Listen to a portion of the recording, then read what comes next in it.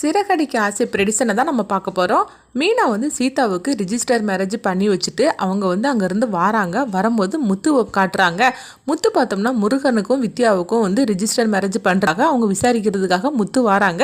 அப்போ முத்துவும் மீனா ஒருத்தருக்கு ஒருத்தர் சந்திக்கவும் உடனே முத்து மீனாவை பார்க்குறாங்க. இவ இதுக்காக இங்கே வந்திருக்கிறா அப்படின்னு சொல்லும் போது மீனா அதிர்ச்சி அடைகிறாங்க. ஐயோ நல்ல கைங்கோலமாக இவர்கிட்ட மாட்டிக்கிட்டோமே, இப்போ என்ன பண்ணுறதுக்கு, எப்படியாவது இங்கேருந்து நம்ம எஸ்கேப் ஆகி போகணும்னு சொல்லிட்டு அவங்க நினச்சிட்டு இருக்கவும் அப்போ சீதா அங்கே ரூம்லேருந்து வெளியே வராங்க. அப்போ முத்துவை பார்த்துருந்தாங்க. உடனே சீதா சொல்கிறாங்க, ஐயோ அவங்க மாமா நின்றுட்டு இருக்கிறாரு, இப்போ நம்மளை பார்த்துட்டாருன்னா அவ்வளோதான் அப்படின்னு சொல்லவும் சரி நம்ம கொஞ்சம் மறைஞ்சிருக்கலாம் அப்படின்னு சொல்லிட்டு அவங்க ஒளிஞ்சு நின்றுட்டு இருக்கிறாங்க. இங்கே முத்து கேட்டுட்டு இருக்கிறாங்க.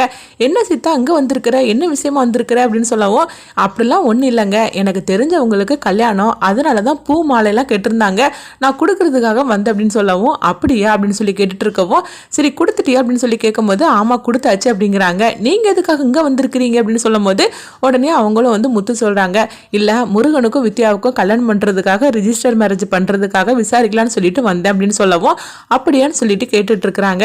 சரி நீ வேணா வெயிட் பண்ணுறியா, நான் அவனை கேட்டுட்டு வந்துடுது அப்படிங்கும்போது இல்லைங்க எனக்கு நிறைய வேலை இருக்குது, நான் கிளம்புறேன் அப்படின்னு சொல்லவும் உடனே முத்துவும் சரி அப்படிங்கிறாங்க. அடுத்து பார்த்தோம்னா மீனா அங்கேருந்து வெளியே வராங்க.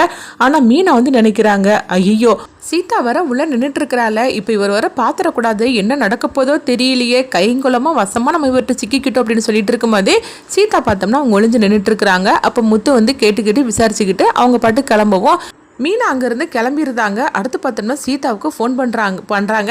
என்ன நடந்துச்சுது, அங்கே உங்கள் மாமா வர வந்தாரா, உங்களை பார்த்துட்டாரா அப்படின்னு சொல்லும் போது இல்லைக்கா மாமாவும் நீயும் பேசிகிட்டு இருக்கதை நான் பார்த்துட்டேன், அதனால மாமா கண்ணில் படாமல் நான் ஒளிஞ்சு நின்றுக்கிட்டாங்க அப்படின்னு சொல்லும் போது மீனா உடனே சொல்கிறாங்க, நல்ல வேலையாக நான் வர பயந்துட்டே இருந்தேன், அவர்கிட்ட நீங்கள் கையங்குளமாக சிக்கிறீங்களோன்னு சொல்லி பயந்துட்டே இருந்தேன், நல்ல வேலையாக தப்பிச்சண்டா அப்படின்னு சொல்லிட்டு இருக்கும்போது அடுத்து பார்த்தோம்னா மீனா இங்கே வீட்டுக்கு வராங்க. இங்கே வீட்டுக்கு வரும்போது அப்போ அடுத்துதான் முத்துவும் வராங்க. முத்துவிட்ட அவங்க மீனா கேட்டுட்டு இருக்கிறாங்க.